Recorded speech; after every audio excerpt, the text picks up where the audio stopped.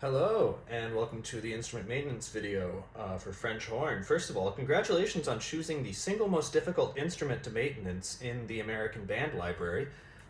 This is, by honestly, no doubt, the most difficult brass instrument to maintenance. It's got so many moving parts, and we need to be so delicate with it. Just saying that up front so that we know as you do this, one wrong move with a French horn can be catastrophic. Things get bent so easily. So the most important thing is to remember to be delicate with a French horn. So, right off the bat, let's look at the parts. We've got our rotor valves here. These are what you press down to make happen. You've got your caps here that cover your rotor valve mechanics back here. Some of you will have 3 different valves. Some of you will have a 4th where your thumb goes. We've got slides up front that we'll need to maintenance. 1, 2, 3, 4 on most of your instruments. Some of you will not have this one. And then if we flip it around ever so delicately, we've got the back of the rotors. This is the most delicate part of a French horn that connect to the valves up here. And then on the back we have an additional 1, 2, 3 slides. This one's hidden back here quite often. So that's what we're going to have to work on today. We're going to take it about one at a time, but the first thing we're going to start off with is these valves at the front. They're called rotor valves because they actually have this mechanic on the back, right? Instead of a trumpet valve where you just press it down, that is a different mechanic that's a lot more delicate. So, I've already revealed my first valve is good. It's not sticky, but yours might be, like my second valve and my third valve. They're not moving. This one seems to be no problem. But with disuse, not using your instrument, these can get really stuck. And the answer is not to press down as hard as possible on them. Things you're going to need to fix this whole thing today: rotor oil. Number 1 most important thing for French horn, rotor oil. If you have valve oil but not rotor oil, fine, but this is really what's meant to work on a French horn. You need a cloth of some variety. You're going to need a Q-tip or 2. You're going to need cotton rounds. Q-tips and cotton rounds are not like super essential, but I really like having them around. And then the last thing that's not essential, but I love having around, is 95% ethyl alcohol. It's the best for cleaning slides and rotors in instruments and not leaving damage. If you clean with water, it doesn't evaporate as quickly and it can often lead to rusting. So you can buy this and Q-tips and the rounds, the cotton rounds, at any Watson in town or a Parkin shop. That's where I got all my supplies. This is just select brand from a Parkin shop. Have your folks run out and grab you that if you need it. If you don't have a cloth lying around, thick toilet paper, like a 2 or 3 ply toilet paper, or paper towels will work. Also, one of the best things to use is a sunglasses case that you are not connected to that has like that microfiber nice material, but I will use this cloth and slide grease. All right, slide grease can come in things like this little puck of it, or it can come in trombone slide lubricant version. This came in all of your cases. This comes when you buy a French horn, especially if you buy a Yamaha, it will look almost exactly like this. So that's what you need: slide grease, rotor oil, a cloth, clean Q-tip, cotton rounds, ethyl alcohol. That was listed in order of importance. Now, first thing we're going to do is talk about the mechanics of these. My second and third valve are stuck right now. So what I'm going to have to do is screw off these little caps. The second one and the third one. I'm also going to screw off the first one too, just to show you what it looks like. But make sure you line them up in order next to your instrument so that you do not lose track of which one is which.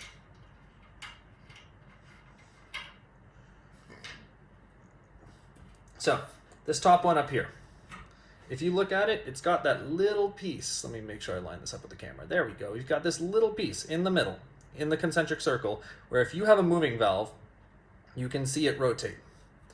These little lines here, there's 2. It goes like from 12 o'clock to 9 o'clock. There's a right angle right in the middle of there, right? You can see that? So those tell you where the valve should be when it is open. It should be lined up right there. See how it lines down? It goes from 9 to 6 now. And when you let up, it goes from 9 to 12.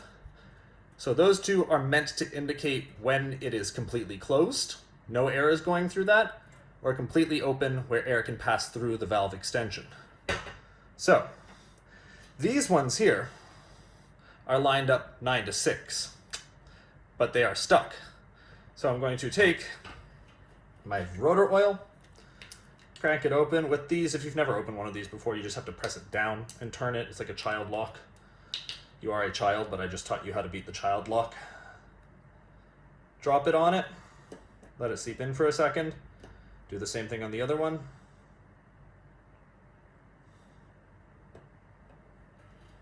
And they're still pretty stuck. So I'm going to take a cotton bud just so it doesn't get all over the counter. Dab away the excess. Flip this baby over and look at the back. So this is the most delicate part of the instrument, other than the actual caps. Do not mess with any of the screws. If I move the first one that does work, you can see that little piece move from side to side. That's what we're looking for here. So I'm going to move my hand here to brace it. You can do this while it's sitting on the table. I need this little screw here to move over here when I move this. So see, I'm pushing it, and it's moving the cable, but it's not moving that little thing. So I'm going to grab that little thing and give it a little twist, because I put a little bit of rotor oil on it. So if you have it down on the counter, you can zoom in on my hand so I don't have to hold it. You're going to grab that little part right there and just give it a little bit of play. Don't press it too hard. The cable can snap, and if that happens, you have to bring it in for repair. So you're going to be delicate with that until it moves. And see, you got a little stuck again. But there we go. So just putting a little bit of rotor oil on the front and playing with it in the back here, giving a little twist, grabbing the big screw and the little screw and going twist, unlocked it a little bit. Same thing with here. See how it's not moving, but this wants to? It's moving a little bit, but this isn't moving at all. I'm going to grab that small little piece with the big screw and give it a twist. It's going to move a little bit, and then as you do it more, it's going to become more free.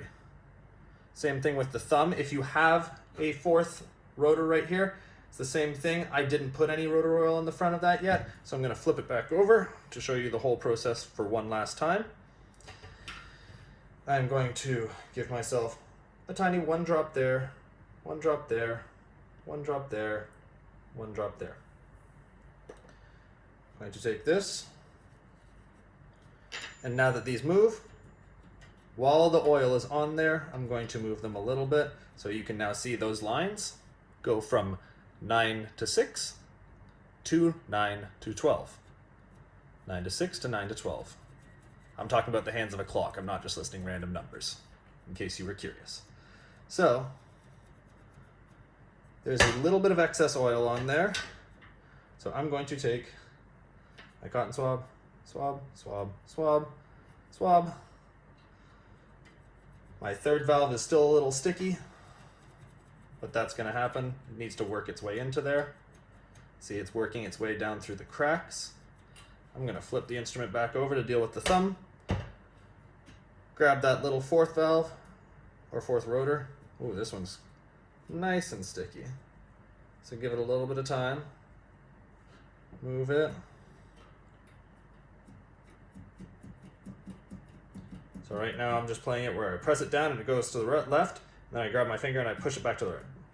I'll do that a few times. And there we go. All four of my rotors working well. That's the hardest part. If any of these cables are compromised, email me. I'll talk to you about how to bring it somewhere to get it fixed. But all of these black rubber stoppers in there should also be in there. If they are not there, your instrument will not work properly. And then make sure that on the front you can see the lines telling you where they are lined up. Now, if you press these too hard, you will bend the finger valves. You will bend these rotor valves. And if you do, you can see they won't line up.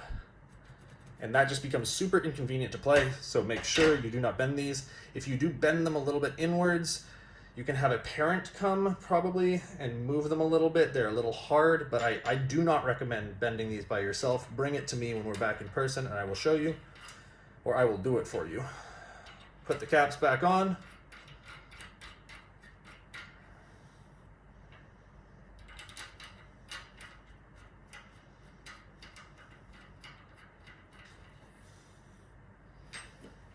And then next up, we are going to move to the slides. So we're going to start moving away from us. So I'm going to grab this slide, push down the rotors while you pull it out. And it's going to look like that. So this slide is actually super clean. I don't have much of a problem with keeping my instrument clean, but I know many of you have not touched it in a while because of the way the world is. So yours might have a little more patina on here. You're going to grab a cotton bud swab, ethyl alcohol, a little bit on there, and then give it a good little rub down.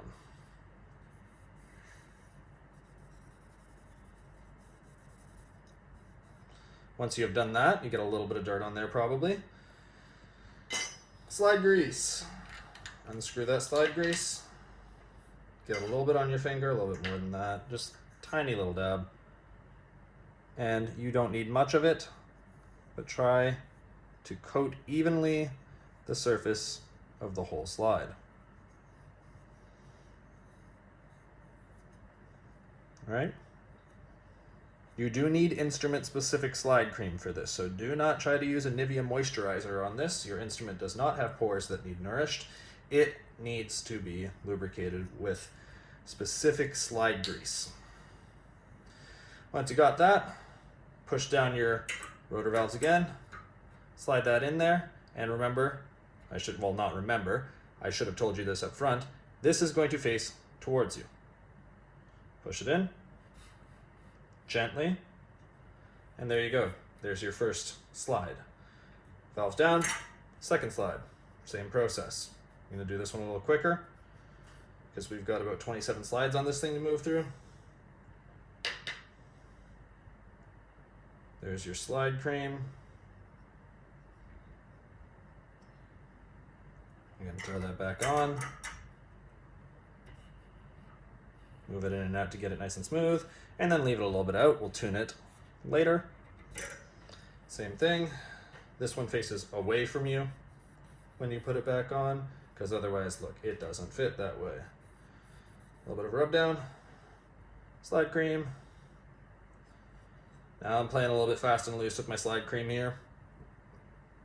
You'll be able to spend more time with it. Compress the slides, or the rotor valves, slide that in, and there are your first three. Now the hidden ones, underneath here, if you have a 4-valve instrument, some of these slides might not be on your instrument. You're going to sneak that one out. You can also pull out the first one to get easier access. Here you go. This slide is clean, so I'm just going to move straight to putting some slide grease on it, sliding it back in. And then we'll put the first one back in too.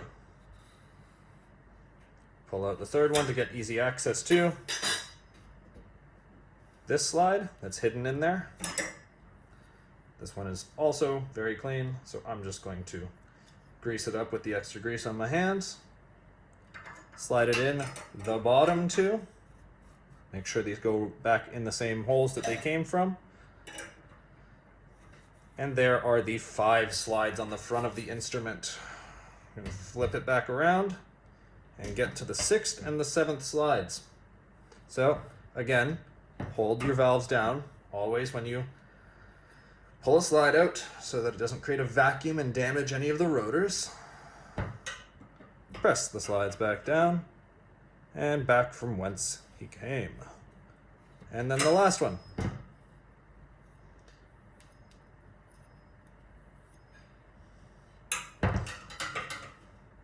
Press the valves down, slide her back where she came from, and there we go.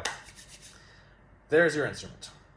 Slides, rotor valves, finger keys. Last thing you need to check is your spit valve. Make sure the cork is not compromised.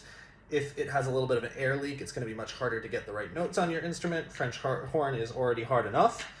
You don't need any of these things being in the wrong place hurting you there. So, to cover, everything is moving. The slides are in the correct positions. And lastly, we have our mouthpiece. Now, grab a flashlight. Nope, that's battery saver. Torch. And you can see, putting it on a flashlight inside your mouthpiece, is there any gunk?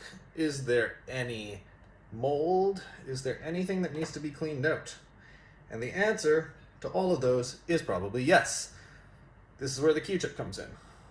Make sure you have a nice thin Q-tip. My Q-tips are quite thick, so I'm actually going to mash them down a little bit. Dip it in some rubbing alcohol. Squeeze it down. And give it a little bit of a spin in there. French horn mouthpieces are quite narrow, so you're probably not going to be able to fit it all the way down. But if you approach it from both sides, you can get a little bit out of it, right? Make sure there's no fuzzies. Make sure your basket of your mouthpiece, where all your spit goes immediately, is nice and clean. The rim is nice and clean. And then you can also, if you want, clean out your receiver a little bit, where you put the mouthpiece on the instrument and get a little thing out of there. A little bit of the case came off in there. Put it on in, and make sure it works.